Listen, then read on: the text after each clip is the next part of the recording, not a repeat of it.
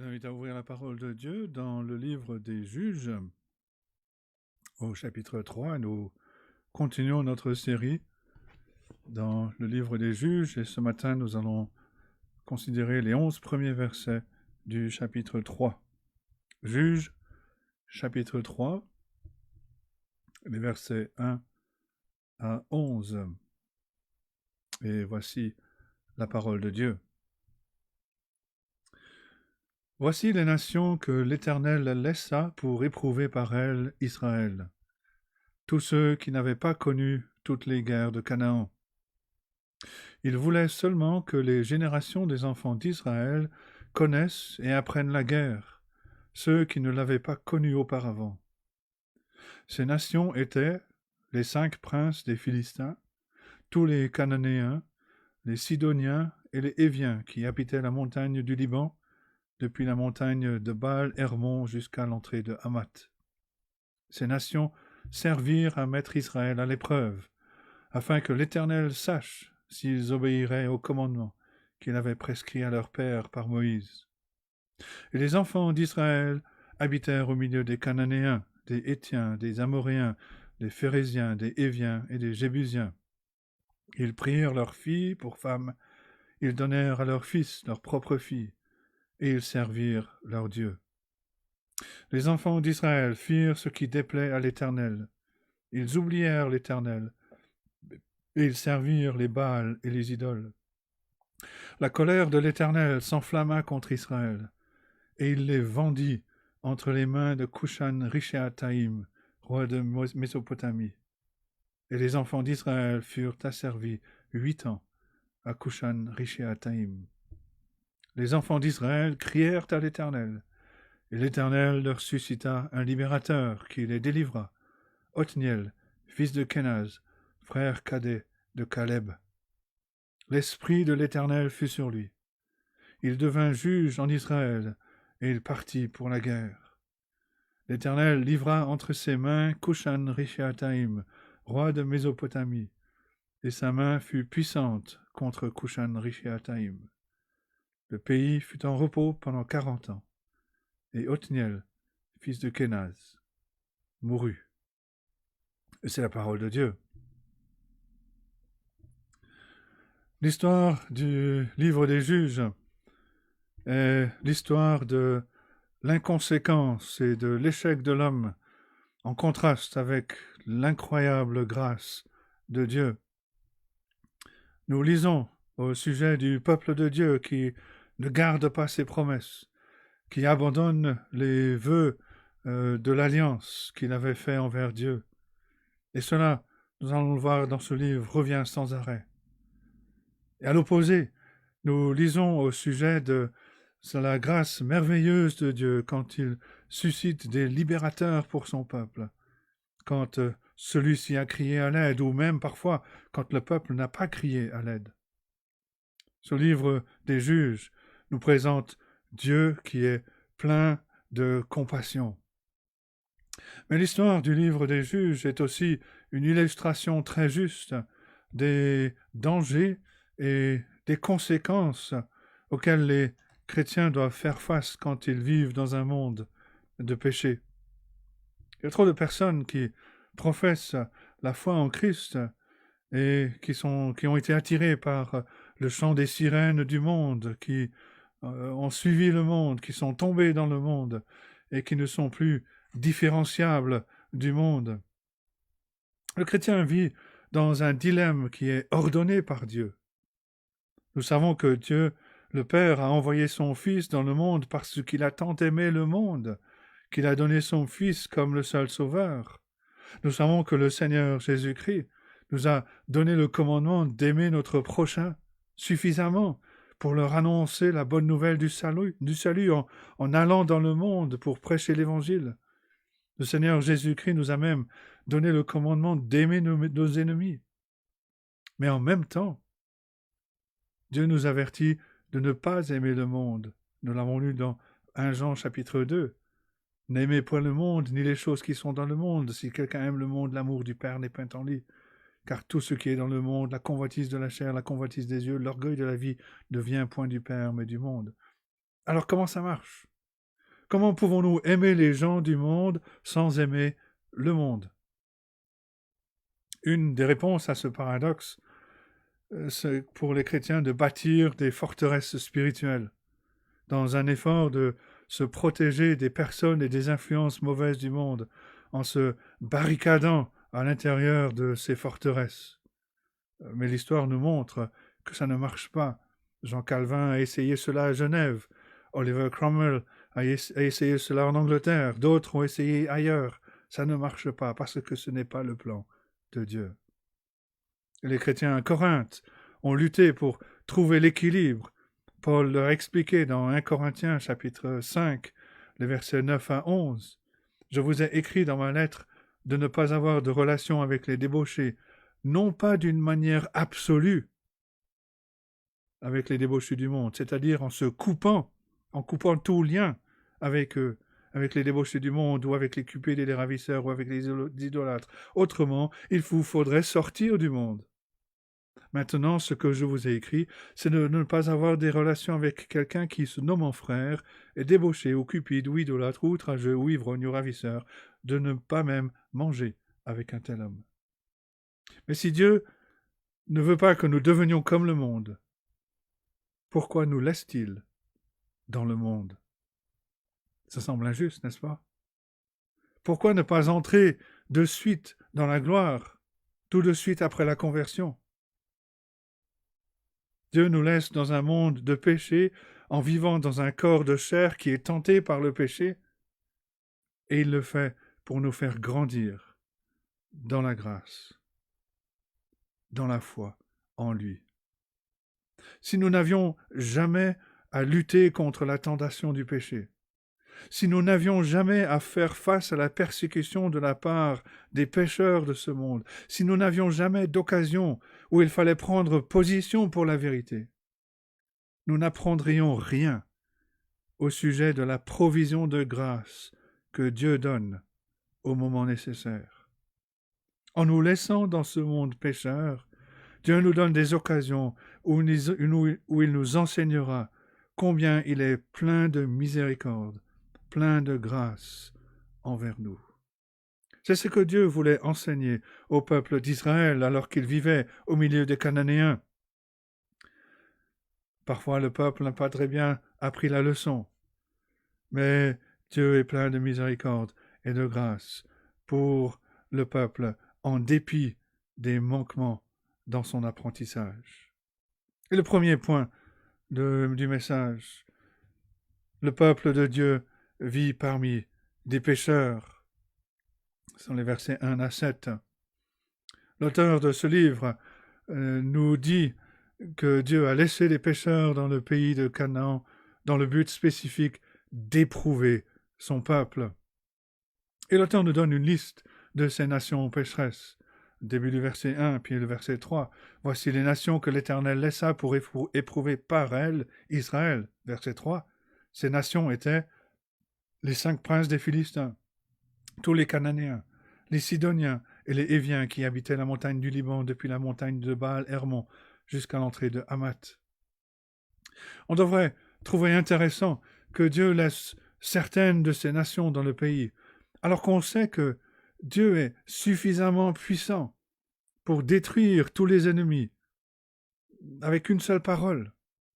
Dieu est suffisamment puissant pour utiliser les Israélites pour chasser le moindre ennemi du pays de la promesse. Mais il a décidé de laisser ces nations. Il y avait les 5 princes des Philistins dans le sud-ouest qui régnaient sur 5 villes, Asdod, Askelon, Écron, Gath et Gaza, et qui vont tourmenter le peuple d'Israël pendant le règne de David un peu plus tard. Il y a aussi les Cananéens dans le sud-est. C'est un terme inclusif pour décrire beaucoup d'habitants du pays. Au nord-ouest, il y avait les Sidoniens. C'était les Phéniciens qui vivaient parmi la tribu d'Azer, de Zabulon et de Nephtali. Et puis au nord-est, il y avait les Éviens qui se trouvaient autour des monts Hermon et du Liban. Et les nations païennes étaient dans tout le pays. Est-ce que le peuple d'Israël a pensé que c'était étrange que Dieu laisse ces nations pour les éprouver? L'auteur nous dit que Dieu avait une raison pour les laisser. Il les a laissés pour entraîner le peuple d'Israël à la guerre. Versets 1 et 2. Voici les nations que l'Éternel laissa pour éprouver par elles Israël, tous ceux qui n'avaient pas connu toutes les guerres de Canaan. Il voulait seulement que les générations des enfants d'Israël connaissent et apprennent la guerre, ceux qui ne l'avaient pas connue auparavant. On ne doit pas confondre cette déclaration avec les déclarations de certaines fausses religions qui poussent les fidèles à l'agression. Dieu ne voulait pas que son peuple apprenne à commencer la guerre, mais il voulait que son peuple apprenne le but, la signification de cette guerre en particulier. Et qu'est-ce que Dieu voulait qu'ils apprennent? Dieu avait donné l'ordre à son peuple de chasser tous les habitants hors du pays. Le but, ce n'était pas que cela devienne une guerre sans fin contre tous ceux qui étaient en désaccord avec les Juifs ou qui n'acceptaient pas leur religion. Dieu avait promis à Abraham de donner cette terre à sa postérité, ce qui implique que les habitants devaient en être chassés. De plus, les habitants de Canaan étaient tombés si bas dans le péché que Dieu ne voulait pas qu'il soit une tentation pour son peuple. Le but de cette guerre était d'enlever cette influence. Mais en même temps, s'il n'y avait pas d'habitants pécheurs qui tenteraient le peuple de Dieu à commettre le péché, à servir d'autres dieux, comment le peuple d'Israël connaîtrait-il l'importance du combat? C'est la raison pour laquelle Dieu a laissé quelques pécheurs dans le pays de la promesse. Et la leçon est claire pour nous. Comment pouvons-nous comprendre l'importance et la signification du combat spirituel si nous sommes placés dans une quarantaine totale par rapport à la puissance de Satan et du péché? Certains chrétiens, certains groupes de chrétiens voudraient voir une telle quarantaine, une telle séparation hermétique avec le monde, mais ce n'est pas le dessein de Dieu. Nous sommes appelés à vivre au milieu d'une génération pécheresse. Mais la deuxième raison pour laquelle Dieu a laissé les pécheurs dans le pays, il les a laissés pour éprouver son peuple par rapport à l'obéissance. Verset 4. Ces nations servirent à mettre Israël à l'épreuve, afin que l'Éternel sache s'ils obéiraient au commandement qu'il avait prescrit à leur père par Moïse. Les pères avaient déclaré vouloir obéir au commandement de l'Éternel. Avant la mort de Josué, les pères de cette nouvelle génération avaient déclaré, Josué 24, verset 24, « Nous servirons l'Éternel notre Dieu et nous obéirons à sa voix. » C'est une merveilleuse confession, mais ce n'était que des paroles. On démontre que l'on croit réellement en Dieu au moment où nous nous trouvons dans des circonstances qui mettent notre foi à l'épreuve. On démontre qu'on est réellement obéissant au moment où nous avons passé un test qui avait ouvert la porte à la désobéissance. S'il n'y a pas de tentation ou d'opportunité à la désobéissance, comment pouvons-nous être sûrs d'être obéissants? C'est pourquoi Dieu a laissé les pécheurs dans le pays pour donner au peuple d'Israël des opportunités de prouver qu'ils étaient fidèles, qu'ils étaient obéissants à l'alliance. Et trop souvent, le peuple de Dieu échoue au test. Verset 5. Les enfants d'Israël habitèrent au milieu des Cananéens, des Hétiens, des Amoréens, des Phérésiens, des Héviens et des Jébusiens. Toutes ces nations descendent de Cham. Abraham descend du frère de Cham, il descend de Sem, et aucun des frères et de leur descendance étaient des modèles de piété. Mais Dieu a appelé Abraham, rappelez-vous, hors d'une culture païenne qui adorait des idoles, les faux dieux fabriqués à partir de l'imagination de l'homme, et les Cananéens qui vivaient dans le pays n'étaient pas pires que les Chaldéens desquels Dieu a appelé Abraham. Mais Dieu a sanctifié Abraham, il a séparé Abraham et sa descendance pour son propre dessein. Et il y avait une grande différence donc entre les païens communs et les descendants d'Abraham. Dieu a toujours prévu que son peuple habite parmi les païens et qu'il ait une influence sur eux. Par exemple, Dieu a attiré Pharaon dans un conflit avec son peuple, dans le but de manifester sa puissance au monde entier. Rappelez-vous Exode chapitre 9 verset 16, Dieu dit à Pharaon, mais je t'ai laissé subsister afin que tu vois ma puissance et que l'on publie mon nom par toute la terre. Et de même, Josué souligne que Dieu a prévu d'utiliser son peuple pour manifester sa gloire au monde entier. Josué 4, versets 23 et 24. Car l'Éternel, votre Dieu, a mis à sec devant vous les eaux du Jourdain jusqu'à ce que vous ayez passé, comme l'Éternel, votre Dieu, l'avait fait à la mer Rouge, qu'il mit à sec devant nous jusqu'à ce que nous ayons passé, afin que tous les peuples de la terre sachent que la main de l'Éternel est puissante, et afin que vous ayez toujours la crainte de l'Éternel, votre Dieu. Et de la même manière, nous vivons parmi les païens, au milieu des pécheurs. C'est pourquoi l'apôtre Paul, dans sa lettre aux Philippiens, chapitre 2, versets 14 et 15, écrit ceci. Faites toutes choses sans murmure ni hésitation, afin que vous soyez irréprochables et purs, des enfants de Dieu irréprochables au milieu d'une génération perverse et corrompue, parmi laquelle vous brillez comme des flambeaux dans le monde, portant la parole de vie. Vivre parmi les païens est la volonté de Dieu pour son peuple sur terre.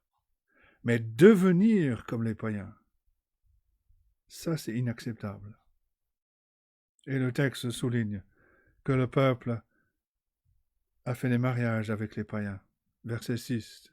Ils prirent leurs filles pour femmes et ils donnèrent à leurs fils leurs propres filles. C'est une des choses que Dieu avait spécifiquement interdite au peuple d'Israël de faire. Parmi les dernières instructions de Moïse, nous lisons en Deutéronome 7, versets 1 à 3. Moïse qui parle au peuple et dit « Lorsque l'Éternel, ton Dieu, t'aura fait entrer dans le pays dont tu vas prendre possession et qu'il chassera devant toi beaucoup de nations, les Hétiens, les Girgasiens, les Amoréens, les Cananéens, les Phérésiens, les Héviens et les Jébusiens, 7 nations plus nombreuses et plus puissantes que toi, lorsque l'Éternel, ton Dieu, te les aura livrées et que tu les auras battus, tu les dévoueras par interdit, tu ne traiteras point d'alliance avec elles, et tu ne leur feras point grâce, tu ne contracteras point de mariage avec ces peuples, tu ne donneras point tes filles à leurs fils, et tu ne prendras point leurs filles pour tes fils. On trouve le même principe dans le Nouveau Testament, quand l'apôtre Paul exhorte à ne pas être mis sous un joug étranger avec des païens, 2 Corinthiens 6, verset 14. Et on entend les arguments. Oui, mais je peux avoir un bon témoignage auprès de cet homme où elle a promis de venir avec moi à l'église après le mariage. Ou encore, on est tellement amoureux que l'on pourra résoudre nos différences. Et avec le temps, on voit toutes ces vies brisées, tous ces couples détruits, tous ces enfants marqués. On voit le carnage de la bataille perdue tout le long de l'autoroute de la vie. Dieu veut que nous habitions au milieu des païens, mais pas que nous devenions comme les païens. Et non seulement le peuple a-t-il organisé, contracté des mariages avec les païens, ou peut-être parce qu'il l'a fait, le peuple d'Israël s'est aussi tourné vers les religions païennes. La fin du verset 6 et le verset 7. Ils servirent leur Dieu. Les enfants d'Israël firent ce qui déplaît à l'Éternel. Ils oublièrent l'Éternel et ils servirent les Baals et les idoles. Pourtant, Dieu avait averti à ce sujet. En Josué 23, verset 16, nous lisons « Si vous transgressez l'alliance que l'Éternel, votre Dieu, vous a prescrite, et si vous allez servir d'autres dieux et vous prosterner devant eux, la colère de l'Éternel s'enflammera contre vous, et vous périrez promptement dans le bon pays qu'il vous a donné. » L'ange de l'Éternel, on l'a vu au chapitre 2, a été très direct au sujet de cet échec quand il est allé rencontrer le peuple à Bokim. Il a rappelé au peuple le commandement de Dieu et leur échec. Et vous ne traiterez point alliance avec les habitants de ce pays, vous renversez leurs idoles, mais vous n'avez point obéi à ma voix. Pourquoi avez-vous fait cela? C'est presque terrifiant pour nous de nous arrêter pour citer quelques idoles de notre temps. La liste pourrait inclure les loisirs, le matérialisme, le sport, le cinéma, la télé, les jeux, mais de manière plus insidieuse, nous-mêmes. Il est très facile pour nous d'ajouter ces idoles, ces faux dieux à notre foi dans le seul vrai Dieu, sans même réaliser que c'est ce que nous avons fait. Mais la génération suivante semble toujours savoir ce que la génération précédente a fait. Et elle court à plein gaz après ces idoles, en abandonnant le seul vrai Dieu. Dieu avertit son peuple que nous vivons dans un monde pécheur, rempli de tentations, où nous avons des opportunités pour apprendre au sujet du combat spirituel, pour apprendre comment grandir dans la foi envers Dieu, et apprendre à nous appuyer sur sa grâce seule. Trop souvent, malheureusement, nous nous unissons avec les péchés et les idoles de ce monde, et ce n'est jamais bon. Ce n'est jamais bon pour le peuple de Dieu. Il y aura des conséquences pénibles. Le peuple de Dieu vit parmi des pécheurs. Et deuxième grand point, le peuple de Dieu est en difficulté quand il devient comme les pécheurs. Versets 8 à 11. Dieu châtie ses enfants quand ils vivent comme des pécheurs. Lorsque nous péchons, la colère de Dieu s'enflamme. Verset 8a, la colère de Dieu l'Éternel s'enflamma contre Israël. Et le terme hébreu est un terme très imagé. Il exprime l'image de Dieu qui a les narines qui sont enflammées contre son peuple. C'est l'image d'une passion dévorante. Et cette image devrait produire la crainte dans nos cœurs. Voilà le Créateur qui s'enflamme de colère contre le peuple qu'il s'était choisi. C'est le Dieu qui a déversé des plaies étonnantes et dévastatrices sur l'Égypte. C'est le Dieu qui est descendu à la rencontre d'Israël sur la montagne de Sinaï, dans le feu, le tremblement de terre, la fumée, les éclairs, au son de la trompette. Et c'est ce Dieu contre lequel le peuple s'est détourné. C'est ce Dieu qui a créé le lac de feu, l'enfer. Et si on croit réellement dans le Dieu de la Bible, on ne veut pas qu'il soit en colère contre nous. Et le texte continue. Dieu a vendu son peuple, verset 8 de B, la deuxième partie du verset 8. Il les vendit entre les mains de Cushan-Rishathaïm, roi de Mésopotamie. Et les enfants d'Israël furent asservis 8 ans à Cushan-Rishathaïm. Les tentateurs sont devenus les tourmenteurs. Même si nous n'avons pas de biographie de cet oppresseur Cushan-Rishathaïm, on peut dire qu'il était important. Le mot Mésopotamie veut dire entre deux rivières. Et ce roi venait donc de cette région entre l'Euphrate et le Tigre, cette rivière, ces deux fleuves. C'est une grande région, alors que Canaan, c'est dans le rectangle vert sur le schéma. C'était le roi des Araméens ou des Assyriens. C'est un roi méchant. Le nom Cushan-Rishathaïm est peut-être en fait un surnom, parce que littéralement ça veut dire Cushan doublement méchant. Le premier oppresseur que Dieu a suscité contre son peuple était un chef de file mondial méchant. Aujourd'hui, combien de chrétiens ont joué avec le péché? Combien de personnes professantes, de chrétiens professants, ont joué avec le péché, se sont tournés vers les idoles de ce monde, ont oublié Dieu jusqu'à ce qu'ils les vendent à l'esclavage de leur péché. Et quand Dieu abandonne un homme ou une femme à la tentation qu'il désire, cette personne ne tarde pas à découvrir l'horreur de l'esclavage. Et bien que l'histoire ne nous dise pas ici les détails de cette punition, ni la tribu ou les tribus impliquées, nous savons que c'était une expérience pénible pour le peuple, tout comme l'expérience de David que nous avons lu dans le psaume 32. Tant que je me suis tu, mes os se consumaient, je gémissais toute la journée, car nuit et jour ta main s'apesantissait sur moi, ma vigueur n'était plus que sécheresse, comme celle de l'été. Mais la bonne nouvelle dans cette histoire, comme dans toutes les histoires de ce livre des juges, c'est que Dieu délivre son peuple de l'esclavage du péché.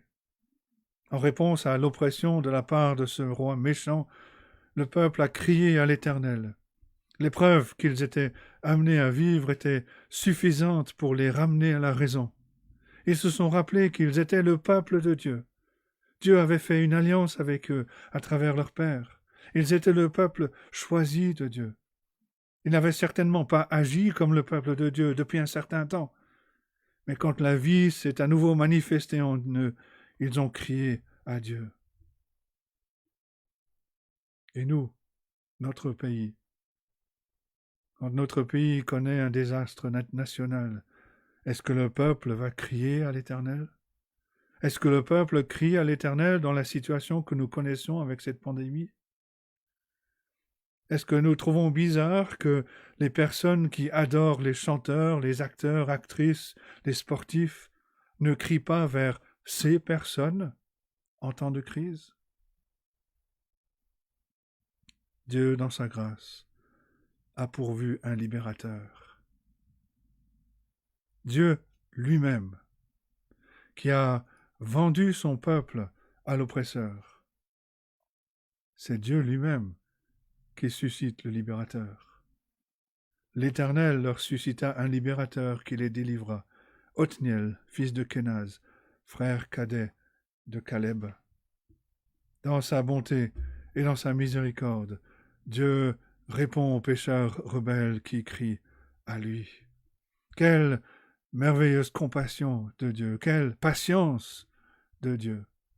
L'histoire du livre des juges dépeint une image de Dieu qui est patient au-delà de toute compréhension humaine. Notez que Dieu n'a pas suscité un roi ou un dirigeant. Il a suscité un libérateur. Il a suscité Othniel, et son nom signifie le lion de Dieu.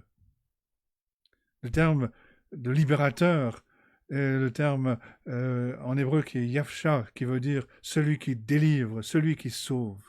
Et ce terme est traduit à 15 reprises dans l'Ancien Testament par sauveur. Et le seul qui peut nous aider, quand nous sommes aux prises avec le péché, quand nous sommes harcelés par le péché, le seul qui peut nous aider, c'est le Sauveur que notre Dieu plein de grâce a suscité pour nous accorder la délivrance, le Seigneur Jésus-Christ.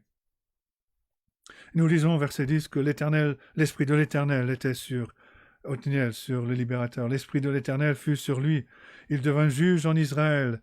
Il partit pour la guerre. L'Éternel livra entre ses mains Cushan Rishathaïm, roi de Mésopotamie, et sa main fut puissante contre Cushan Rishathaïm.